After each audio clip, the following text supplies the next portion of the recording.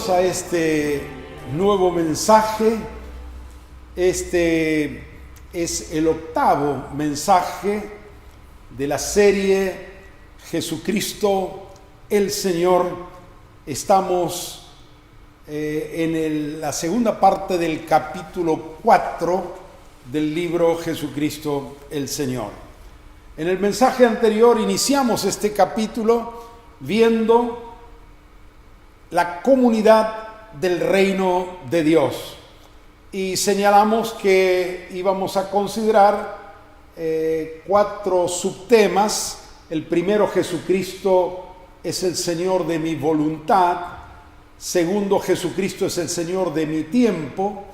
Ahora vamos a iniciar el tercero y completar con el cuarto. Jesucristo es el Señor de mis bienes materiales.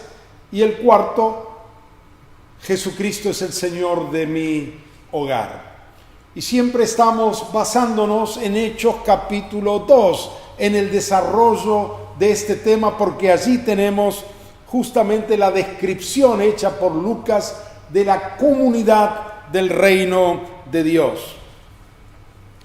Leemos los versículos 44 y 45 y también vamos a agregar un par de versículos del capítulo 4.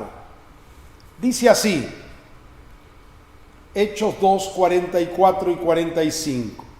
Y todos los que habían creído se mantenían unidos y lo compartían todo. Vendían sus propiedades y posesiones y todo lo compartían entre todos, según las necesidades de cada uno. Y en Hechos 4:32 y el versículo 34 dice algo similar. Todos los que habían creído eran de un mismo sentir y de un mismo pensar. Ninguno reclamaba como suyo nada de lo que poseía, sino que todas las cosas las tenían en común y no había entre ellos ningún necesitado.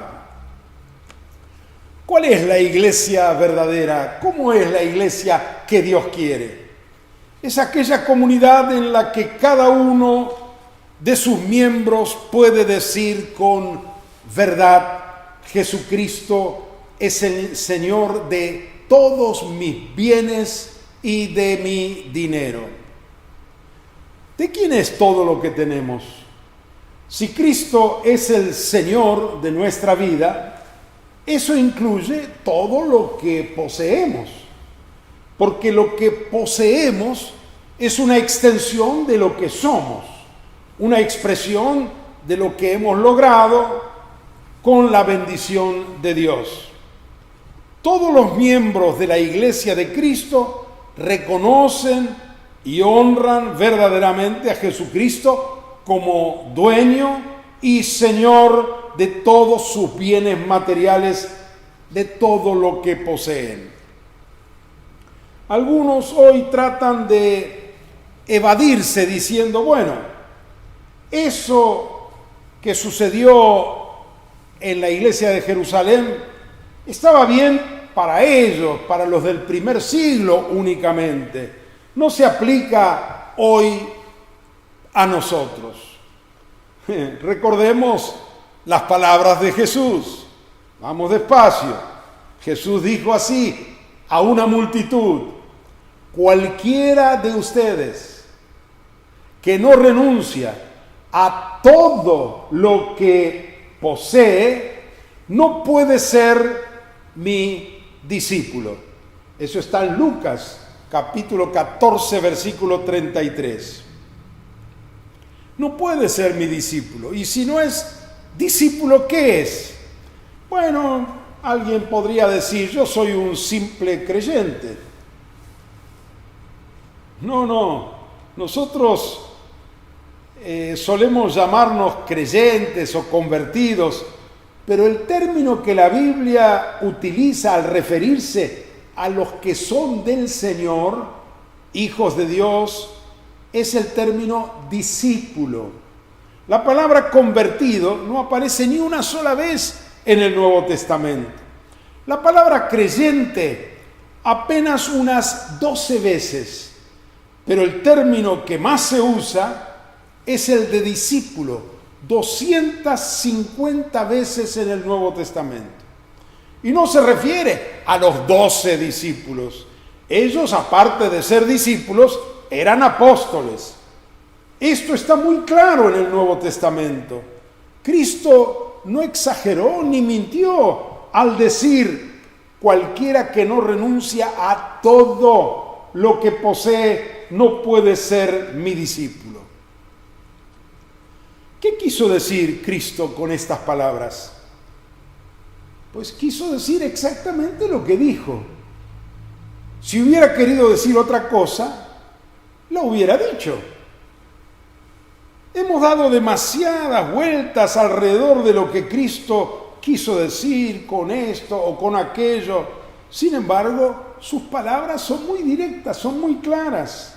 Si queremos ser seguidores de Cristo, discípulos suyos, debemos renunciar a todo lo que poseemos.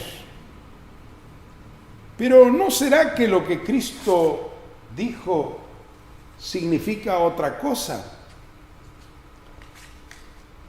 Querido hermano, hermana, renunciar a todo significa renunciar a todo. La experiencia de la iglesia primitiva así lo confirma. Nadie decía ser suyo propio nada de lo que poseía. Poseían cosas, pero nadie decía: esto es mío, esta casa es mía, estos muebles son míos.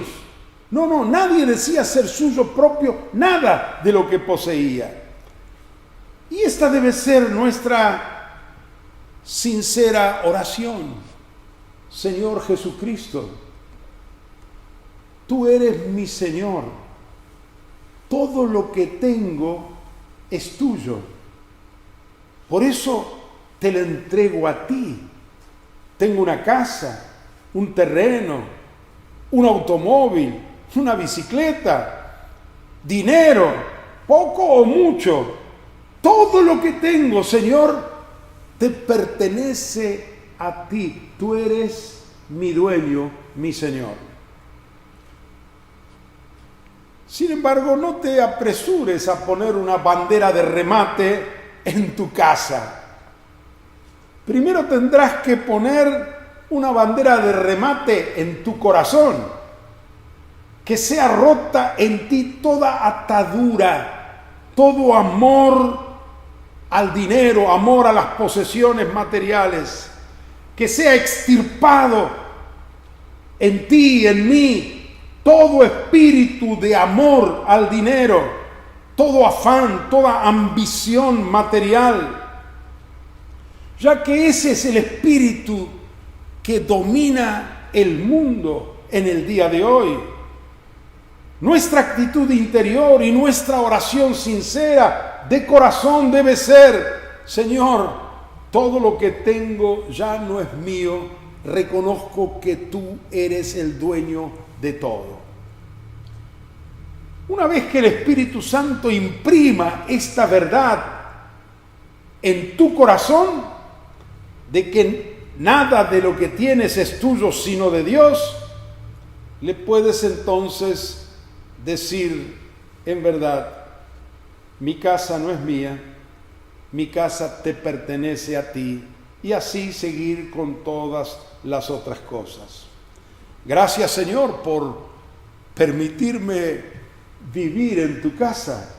Gracias, Señor, por permitirme dormir en tu cama, sentarme en tu silla. Gracias, Señor, por permitirme usar tu automóvil para desplazarme. Así todo lo que tenemos debemos reconocer que pertenece al Señor Jesucristo. ¿Y qué hago con las cosas que tengo? Lo que te diga el dueño. Quizás un día Dios te dice: vendé aquel terreno y repartilo a los pobres, a los necesitados. Entonces hay que obedecer. Mientras no te dice que vendas, no vendas. Pero mientras lo retengas, tienes esta conciencia. Ese terreno, esa casa, mi empresa, el negocio, no es mío. Le pertenece todo al Señor. Este principio, esta verdad, tiene que penetrar muy profundamente en nuestro corazón. La Biblia nos enseña que el amor al dinero es la raíz de todos los males. Dentro de todo, cuando decimos que todo lo que tenemos, poseemos, es del Señor, están incluidos también los diezmos. ¿Qué es el diezmo? El 10% del sueldo que recibimos o de las ganancias que tenemos a fin de mes o cada semana o cada día de nuestros ingresos. Este es un principio de Dios. El diezmo no es algo exclusivo del Antiguo Testamento, tampoco es algo establecido por la ley de Moisés, aunque Moisés lo incluyó. El diezmo viene mucho antes de la ley de Moisés. Es un principio que indica un principio. El principio es que todo lo que existe le pertenece a Dios, el creador del cielo y de la tierra. La Biblia dice: del Señor es el mundo y su plenitud, y todos los que en él habitan. Salmo 24. Esa es la forma correcta que debemos interpretar la pertenencia de todos los bienes materiales. Dios es el único dueño de todo lo que existe, porque Él es el creador.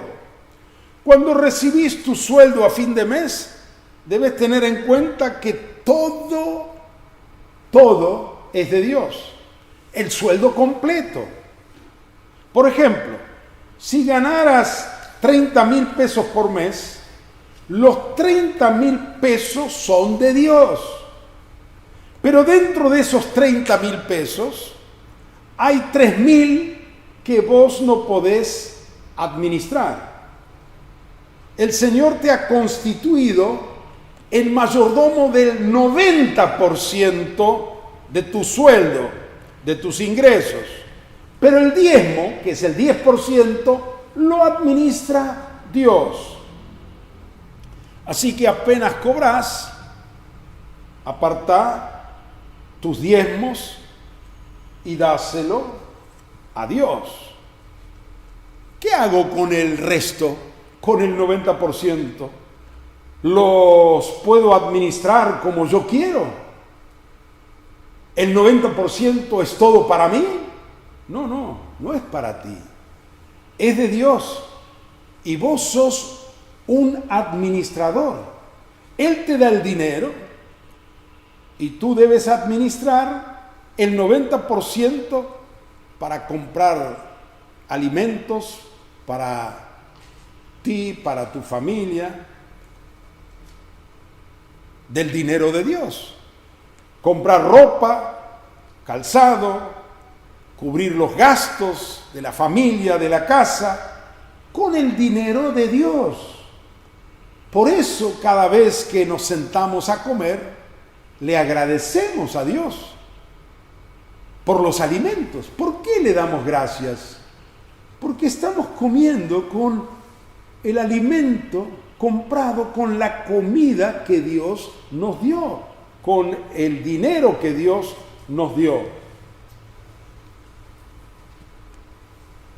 Supongamos que tú ganaras 10,000 pesos por mes. Apenas cobras, separas el 10%, es decir, 1,000 pesos. Porque el diezmo no debe ser lo que nos sobra, sino las primicias, el primer 10%. Antes de comenzar con los otros gastos, primero apartas 1,000 pesos y se lo entregas a Dios. Lo pones en un sobre y lo llevas al alfolí, lo llevas a la iglesia del Señor. ¿Cuánto te queda? Te quedan 9,000 pesos. Pero tú dices, a mí no me alcanzan 9,000 para vivir. ¿Cómo voy a vivir con 9,000 pesos? Quiero decirte algo ilógico para las matemáticas, pero es cierto para la fe. 9,000 pesos rinden más que 10,000. ¿Cómo? Sí, porque 9,000 pesos con la bendición de Dios son mucho más que 10,000 pesos sin la bendición de Dios. Porque esos 10,000 pesos están contaminados con el dinero que no sacaste para Dios. Así que, si yo tuviera que elegir, yo prefiero 9,000 pesos con la bendición de Dios y no 10,000 pesos sin la bendición de Dios. Algo más. Si vas a darle el diezmo con mezquindad, con tristeza, es mejor que no lo des. Porque Dios ama al dador alegre. Si vas a diezmar u ofrendar, hacelo con alegría, con fe. Porque más que el dinero, Dios mira tu corazón. Y Dios ama al dador alegre. ¡Qué privilegio, Señor, es darte de lo que me has dado! El dar los diezmos es un acto de adoración, de reconocimiento del señorío de Dios sobre nuestra vida. ¿Cuánto honra a Dios esa actitud? Claro, y surge la pregunta, ¿y para qué quiere Dios el dinero de los diezmos? Porque si cada uno ponemos nuestros diezmos, habría bastante dinero. Los diezmos serán para la construcción de templos, entre comillas. En el Antiguo Testamento, los gastos de la construcción del templo, un templo muy caro, muy lujoso, salían de las ofrendas voluntarias y no de los diezmos. Entonces, ¿para qué quiere Dios el diezmo? Según las instrucciones de Dios, los diezmos siempre se destinaron para el sostén de los ministros de Dios, aquellos que tuvieron que dejar sus trabajos materiales para consagrarse únicamente al trabajo ministerial en el servicio de Dios. La Biblia así lo enseña. En el Antiguo Testamento, los diezmos fueron destinados para el sostén de los levitas y los sacerdotes. De este modo, los levitas, en vez de dedicarse a cosechar, a sembrar o a poner un taller, se dedicaron a la obra espiritual. El levita, en vez de estar trabajando de carpintero o de cualquier otro oficio, se ocupaba en todas las cosas referentes al culto a Dios. ¿Y para qué quiere hoy Dios? ¿Para qué quiere nuestros diezmos? Ya que hoy no tenemos ni levitas ni sacerdotes. Dios los quiere para pagarle el sueldo, el salario a sus obreros. Esto es lo que Pablo enseña con mucha claridad en 1 Corintios capítulo 9, versículos 11 al 14. Dice así: si nosotros sembramos entre ustedes lo espiritual, ¿será mucho pedir que cosechemos de ustedes lo material? ¿Acaso no saben? ¿No saben ustedes que los que trabajan en el templo comen del templo y los que sirven del altar participan del altar? Se refiere al Antiguo Testamento. Así también el Señor ordenó a los que anuncian el Evangelio que vivan del Evangelio. Está clarísimo. No es que nosotros le pagamos a los obreros, a los pastores, su sueldo. No, es Dios quien les paga. Nosotros le damos los diezmos a Dios. Y ese diezmo entra al bolsillo de Dios. Y Dios de su bolsillo saca y le paga a los apóstoles, profetas, pastores, evangelistas, maestros, les paga a aquellos que están todo su tiempo dedicado a la obra del Señor. Es Dios quien paga a sus obreros. Si tú llamaras a un carpintero para hacer un trabajo en tu casa, ¿quién le va a pagar? Tú que lo llamaste. Y si Dios llama a algunos a predicar el Evangelio, a ser pastores, evangelistas, apóstoles, ¿quién les va a pagar el sueldo? Dios mismo. Cuando nosotros no ponemos el dinero de nuestros diezmos, ¿sabes qué estamos haciendo en realidad? Estamos robando a Dios y evidenciando que Jesucristo no es el Señor del dinero que ganamos. Así que obedezcamos la palabra y con alegría, con fe, con entusiasmo, cada vez que cobramos el sueldo, cada vez que sumamos nuestros ingresos y vemos cuánto hemos ganado, apartemos el 10%, hagámoslo con fe, con alegría, honrando a Dios y diciéndole: Señor, todo te pertenece a ti y te entrego mis diezmos para manifestar que te amo, te adoro y reconozco tu señorío sobre todas las cosas de mi vida. Amén. Bueno, pasamos al cuarto subtema.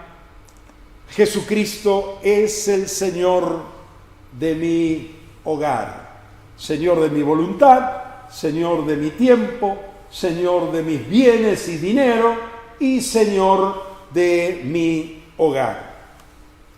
Y aquí otra vez reitero y leo Hechos capítulo 2, versículo 46. Dice así: y perseverando unánimes cada día en el templo y partiendo el pan en las casas. Subrayo la palabra en las casas. Comían juntos con alegría y sencillez de corazón. Los cristianos de la iglesia del primer siglo adoraban a Dios, comían juntos, se alegraban, estaban en el templo, y sería en la puerta del templo o en el patio, en el atrio del templo. Luego, cuando terminaban allí su reunión conjunta, se dispersaban, pero seguían en las casas, unánimes, juntos, cada día en el templo y partiendo el pan en las casas. Qué lindo, ¿no? Llegaba a tal punto la bendición de Dios que aquellos que habían vivido estando todos juntos, el mismo clima, el mismo ambiente seguía en la casa, en la familia, con los hermanos o con los miembros de su propia familia. Y aún era tal la alegría, la bendición, la presencia de Dios, que en las casas partían el pan y celebraban la cena del Señor. Nosotros muchas veces hemos heredado un concepto equivocado de que somos iglesia cuando estamos todos juntos, reunidos en un templo, y cuando termina la reunión y cada uno se va a su casa, como que dejamos de ser iglesia, nos desintegramos, como si fuéramos una máquina formada por muchas piezas que cuando están juntas funcionan y cuando se separan dejan de funcionar. No. La iglesia no es una congregación. La iglesia se congrega, pero la iglesia es iglesia las 24 horas del día y los 7 días de la semana. La iglesia en Hechos no tenía este concepto. Ellos eran iglesia cuando estaban todos juntos y también cuando estaban en sus casas. Eran iglesia al reunirse y lo seguían siendo en todo lugar. No había diferencia en su conducta en el templo y en las casas. No tenían una doble vida. Y nosotros, en las reuniones, somos tan correctos, tan amables, sobre todo en los momentos de adoración. Me encanta mirar a la gente que adora. Hay una belleza del cielo en sus rostros. Hay una luz cuando están ahí adorando al Señor. ¡Qué lindo! Pero pregunto, ¿tenemos la misma belleza en nuestros hogares? En las reuniones todo aleluya, gloria a Dios, Cristo reina. Y en casa se oyen los mismos aleluyas. En el culto gritamos de gozo, alabanza al Señor. Y en casa,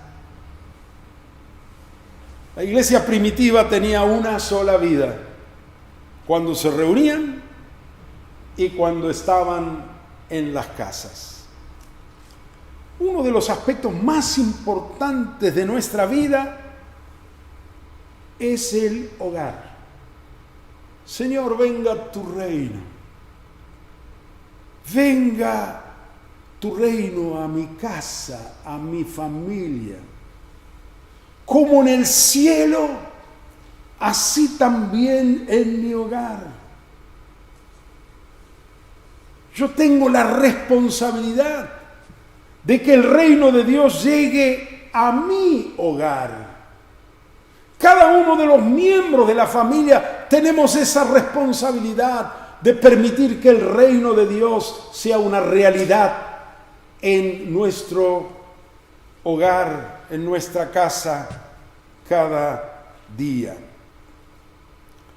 La base de la sociedad, lo hemos dicho muchas veces, es la familia. Dios así lo ha determinado. Y si el reino de Dios no se establece profundamente en nuestros hogares, el avance que lograremos será muy superficial, tanto en la iglesia como en la sociedad. Porque nuestra verdadera manera de ser es lo que mostramos en casa. Fuera del hogar, la mayoría de la gente se comporta mejor. Es más amable, más sociable.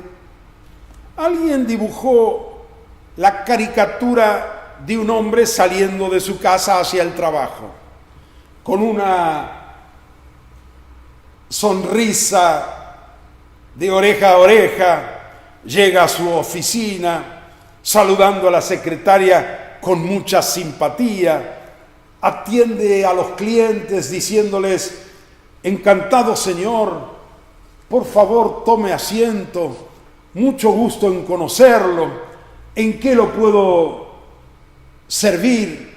Y así todo el día hasta el anochecer. Cuando vuelve a casa, se quita el saco y lo cuelga, se quita el sombrero y lo cuelga, y luego se quita una careta y lo cuelga, y aparece debajo un rostro severo, una cara hosca, horrible. Cambia dentro de la casa. Finalmente, con gesto grosero, le dice a la esposa: y mujer, todavía no está lista la comida. Y le grita a su hijo: vos callate y salí de acá. El resto de la escena es fácil imaginar. El mundo utiliza técnicas de relaciones públicas para preparar a muchos que trabajan en el comercio o en las empresas para lograr una apariencia de amabilidad. Pero en el reino de Dios esto no es una técnica. El Señor quiere transformar desde adentro nuestra vida, nuestro carácter, en nuestros hogares. De otro modo, caeremos en la religiosidad y la hipocresía. En los cultos todo es muy lindo y hermoso, todos son aleluya, pero en casa, mejor cerrar bien las ventanas y las puertas para que los vecinos no se enteren de lo que pasa dentro, de las peleas, de las discusiones. Resulta más fácil predicarle, darle un folleto evangelístico a un desconocido que a un vecino. Porque en muchos casos nuestra vida no es un buen testimonio del Señor. ¿Qué clima reina en tu casa?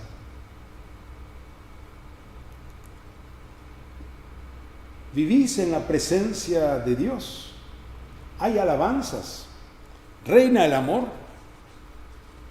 ¿Cómo abrazamos, qué lindo, a los hermanos en las reuniones?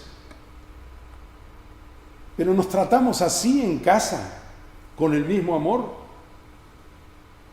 ¿Existe el mismo espíritu, la cordialidad que hay en las reuniones en el hogar? Con la esposa, con los hijos, con el marido, con los padres. En las reuniones todo es gloria. Y en la casa, discusiones, chismes, murmuraciones, críticas, ofensas, quejas, desobediencia. El hogar no va a cambiar por arte de magia. Una familia cambia y se transforma cuando cada uno de sus miembros asume su responsabilidad delante de Dios y reconoce a Jesucristo como su Señor. Hay 4 principios del reino de Dios para la familia. Si queremos que el reino venga a nuestro hogar y sea transformado, debemos abrir nuestro corazón y aceptar los principios del reino de Dios para la familia. Permitir que estos principios se arraiguen firmemente en nuestras vidas. ¿Sabes por qué el cielo es cielo? No porque allí hay calles de oro o puertas de perla. El cielo es cielo porque allí reina Jesucristo. Todos los que están allí hacen la voluntad de Dios. Cuando Cristo reina en una casa, a través de estos 4 principios que vamos a señalar para la familia, esa casa se transforma en un pequeño cielo aquí en la tierra. Aunque las paredes no estén cubiertas de oro, ni tengas alfombras de Persia, aunque tengas un sencillo piso de tierra y paredes de chapa, si Cristo reina en casa, en cada miembro de la familia, tu ranchito será un pequeño cielo en la tierra. ¿Qué significa el reino de Dios en la casa? ¿Cómo entra a una casa el reino? ¿Cómo se establece?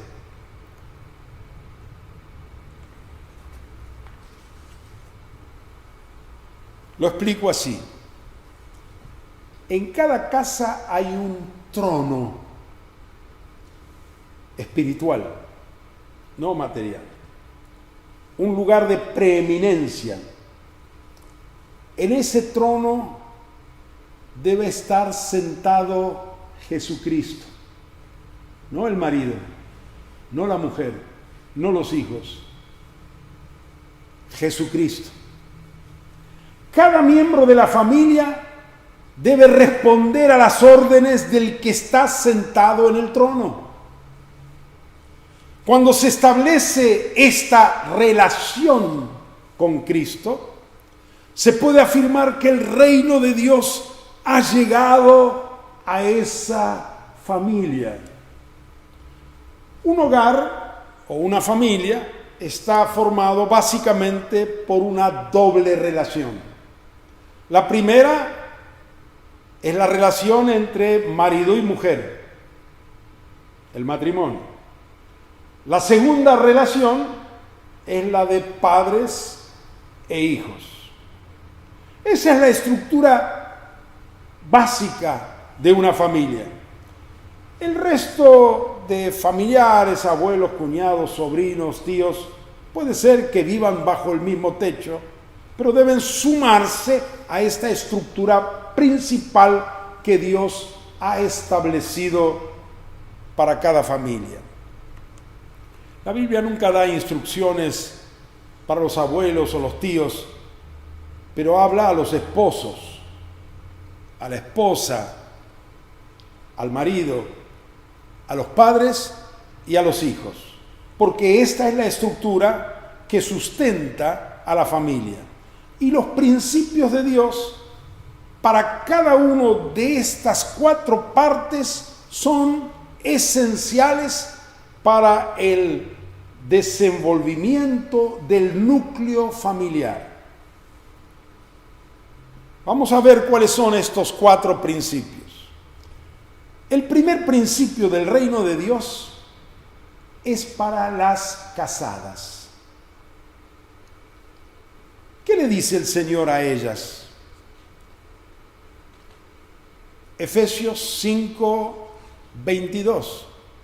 Y todos los pasajes que hay en las epístolas dicen lo mismo. Efesios 5, 22 dice así: las casadas estén sujetas a sus propios maridos como al Señor.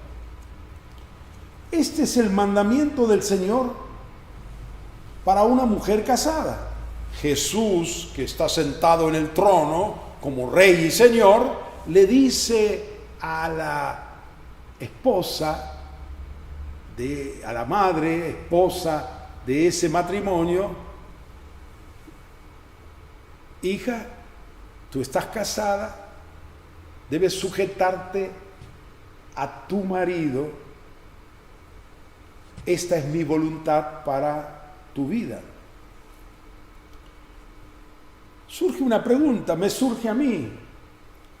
¿Por qué Pablo, cuando habla de la familia, tanto en Efesios como en Colosenses, lo mismo hace Pedro en 1 Pedro capítulo 3, siempre se dirige primero a la esposa? Porque en el reino de Dios la autoridad no es impuesta, sino reconocida. Nunca Dios le dice al marido que imponga su autoridad u obligue a su esposa a sujetarse a él. Nunca. La palabra le dice a ella que se sujete a su marido. Es ella que al estar sujeta a Cristo como Señor, voluntariamente respeta a su marido como su cabeza según las instrucciones del Señor. La sujeción es una actitud de humildad ante Dios y de unidad hacia su marido, a quien Dios le dio a la mujer como su cabeza, haciendo de los dos un solo cuerpo. En todas las áreas de la sociedad hay niveles de autoridad. En un país sería imposible un país sin gobierno, sin autoridad. En cualquier institución, en una empresa, en una escuela, en un comercio, en todos lados hay autoridad. De otro modo, habría anarquía, desorden, caos. Y lo que es peor, no se lograrían los objetivos de tal entidad. Lo mismo ocurre en la familia. La esposa que respeta y se sujeta a su marido, con su ejemplo está enseñando a sus hijos el respeto y la sujeción a la autoridad. La mujer que honra a su marido se dignifica a sí misma y se ennoblece. Goza de la aprobación de Dios y con su actitud y su conducta está estableciendo el reino de Dios en su hogar. Si la esposa tuviera un marido impulsivo, de mal carácter, iracundo, y ella no se sujeta, todos los días habría discusiones, gritos, peleas, ofensas. Cristo no reinará en esa casa. Si el marido es un hombre demasiado pacífico, digamos, buenito, entre comillas, y no le molesta que se haga siempre lo que ella dice para evitar gritos y peleas, tampoco en ese hogar reina Jesús. La responsabilidad de una esposa para que el reino de Dios se establezca en la casa es estar sujeta a su marido como al Señor. La Biblia dice, Proverbios 14:1, la mujer sabia edifica su casa. Vamos al segundo principio. El segundo principio del reino de Dios es para los maridos. Muchas veces cuando queremos poner disciplina en el hogar, solemos empezar por los hijos. Pero la palabra de Dios siempre empieza por el matrimonio. Primero se dirige a las casadas y después a los maridos. Allí empieza todo. Si la casada no respeta a su marido, es difícil que los hijos respeten y obedezcan a sus padres. Si el marido no trata a su esposa amablemente, correctamente, lo más probable es que los hijos se traten mal entre ellos. ¿Cuál es el mandamiento del Señor para los maridos? Vamos a Efesios 5:25. Primero, esposos, amen a sus esposas, así como Cristo amó a la iglesia y se entregó a sí mismo por ella. Y Pedro en su primera epístola, capítulo 3, versículo 7, dice así: ustedes, maridos, de la misma manera, vivan con ellas con sabiduría y comprensión, dando honor a la mujer como a vaso más frágil y como a coherederas de la gracia de la vida, para que las oraciones de ustedes no sean estorbadas. El principio del rey para el marido es este: amar a la esposa como Cristo amó a la iglesia. Cristo amó a la iglesia al punto de sacrificarse por ella, se entregó a sí mismo por ella. Así también los maridos debemos amar a nuestra esposa en una forma práctica, servicial, sacrificándonos a nosotros mismos por el bienestar de ella. Y como dice Pedro, el marido debe tratar a la esposa como a un vaso frágil, dándole un honor especial. No se refiere a una fragilidad física, porque a veces hay matrimonios donde la esposa es bien fuerte físicamente, pero sí se refiere a la fragilidad emocional, a la fragilidad por su feminidad.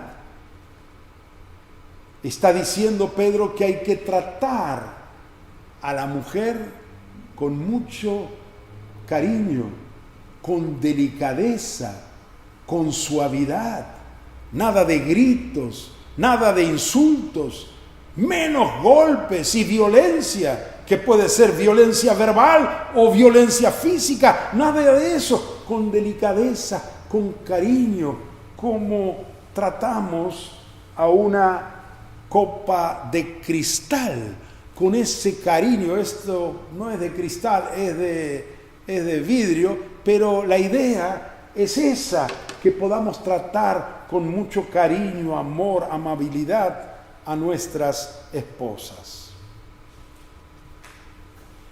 Si el marido no ama a su esposa en forma práctica, con un trato amable, suave, cariñoso, Cristo no reina en ese hogar.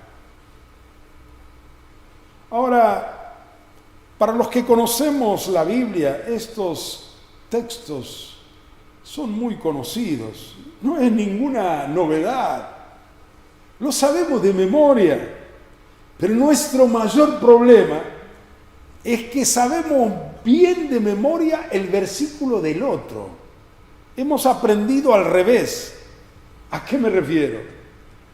Los maridos hemos aprendido muy bien el versículo que le corresponde a la esposa. Y la esposa ha aprendido muy bien el versículo que le corresponde al marido. Y cada vez que hay una discusión, un conflicto, el marido le dice: la Biblia dice que te tenés que sujetar. Y la esposa le responde: y la Biblia dice que me tenés que tratar bien, que me tenés que amar. No, la Biblia a cada uno, o Jesucristo le dice a cada uno su responsabilidad.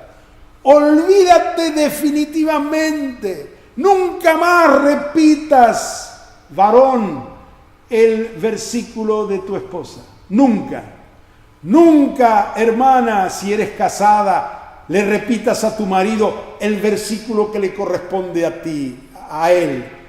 Cada uno tenemos que aprender nuestro propio versículo. Yo, marido, tengo que decir, tengo que amar a mi esposa como Cristo amó a la iglesia.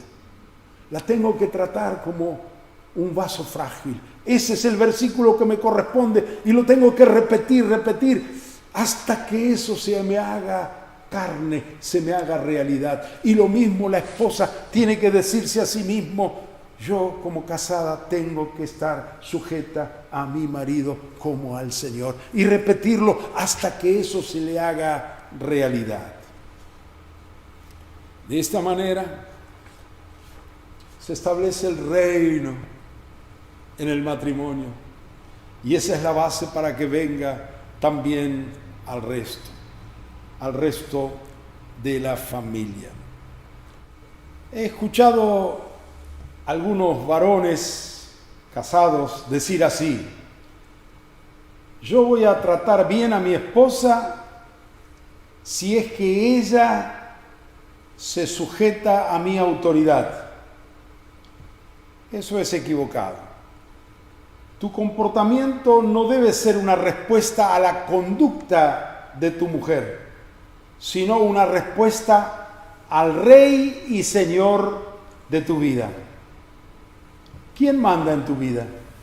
Si Cristo es tu Señor, debes comportarte como Él manda y tratar a tu esposa siempre con mucho amor, aunque ella no se sujete. Pedro dice lo mismo en su epístola. Le dice a las esposas que tienen maridos no creyentes que aunque su marido sea incrédulo, igual es su marido y por lo tanto su cabeza. Así que tiene que sujetarse y mostrar con su conducta que Dios reina en su vida. Y a través de su vida es muy probable que aún el marido inconverso termine convirtiéndose. La actitud del marido siempre debe ser esta: se sujete o no, voy a amar a mi esposa y tratarla como Cristo me enseña. A su vez, la mujer tendría que tener siempre esta actitud: me trate bien o me trate mal, siendo mi marido, voy a sujetarme a él y lo voy a respetar como mi cabeza. Muy bien, pasemos ahora al tercer principio del reino de Dios, que es para los hijos. Y dice así, Efesios capítulo 6, versículos 1 y 2. Hijos, obedezcan en el Señor a sus padres, porque esto es justo. Honra a tu padre y a tu madre, que es el primer mandamiento con promesa. Si sos un hijo que vive bajo el techo paterno, si has confesado a Cristo como tu Señor, este es el primer mandamiento para vos: obedecer a tus padres. El espíritu que reina hoy en el mundo es de total rebeldía y aún insolencia los hijos hacia los padres. Pero el principio del reino de Dios es totalmente diferente. Obediencia, y una obediencia no con mal humor, con bronca y disgustado, quejándose, rezongando. No, esta es la voluntad de Dios.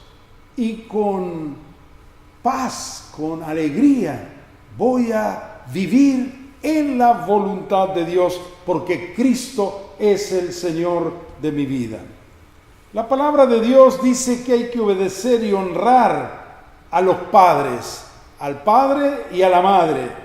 No solo obedecer, sino honrar, tratarlos con honra, con ese respeto, con esa deferencia, con ese reconocimiento. Darle una honra especial por ser los padres y por ser mayores que nosotros. Bueno, vamos al cuarto principio del reino de Dios, que es para los padres. Dice así: y ustedes, padres, no provoquen a ira a sus hijos, sino críenlos en la disciplina y la instrucción del Señor. Efesios 6:4. Padres, si vamos a vivir el reino de Dios en nuestros hogares, este es el mandamiento del Rey para nosotros los padres. Dice el texto: críenlos en la disciplina e instrucción del Señor. La palabra criar es una palabra un poco antigua, pero es lo mismo que decir educar. Hoy usaríamos más esa palabra. Eduquen a sus hijos en la disciplina e instrucción del Señor. Sí, hay que enseñar a los hijos. Enseñarles todo. Enseñarles y mostrarles el camino a seguir. Es nuestra responsabilidad educar, instruir, enseñar, hasta que aprendan a hacer lo correcto. Si le das una orden a tu hijo, haz que la cumpla, aunque te tome tiempo y requiera de tu paciencia. El principio del reino para los padres es este: si Cristo reina en tu hogar, debes educar a tus hijos en la disciplina y amonestación del Señor. Enseña, anima, exhorta, corrige, hazlo siempre en un tono amigable, hazte amigo de tus hijos, especialmente cuando ya son adolescentes, y ten mucho cuidado de no abusar de tu autoridad. Porque el Señor también dice: no provoquéis a ira a sus hijos, no provoquen a ira a sus hijos. No seas rígido e intransigente, nunca des órdenes injustas, caprichosas. Piensa bien lo que tienes que decir. No implantes un régimen de severidad, un régimen inflexible. La familia no es un ejército, tiene que haber amor, tiene que haber cariño, y en ese cariño y amor también debe haber autoridad, instrucción. Tu función, recuerda, es educar a tus hijos, darle una guía que les ayude en el desarrollo de su personalidad, para que luego puedan valerse por sí mismos y no trates de aplastarlos imponiendo tu autoridad, subyugándolos a hacer lo que a ti te parezca arbitrariamente. La instrucción tiene que ser de parte del Señor. Bueno, si Cristo reina en tu vida, educa a tus hijos en la disciplina e instrucción del Señor, sin provocarlos a ira. Tenemos la seguridad que Dios, como ya lo está haciendo, va a seguir transformando y mejorando nuestros hogares, y eso se logrará en la medida en que estos 4 principios fundamentales del Señor lo cumplamos, lo apliquemos, lo practiquemos en nuestros hogares. Esposos, esposas, padres e hijos, sujetándonos todos a aquel que está en el trono de nuestra casa, para que nuestra familia viva en el reino de Dios. practiquemos con fe y alegría estos 4 principios del reino de Dios en nuestros hogares. Seamos la comunidad del reino de Dios aquí en la tierra. Amén.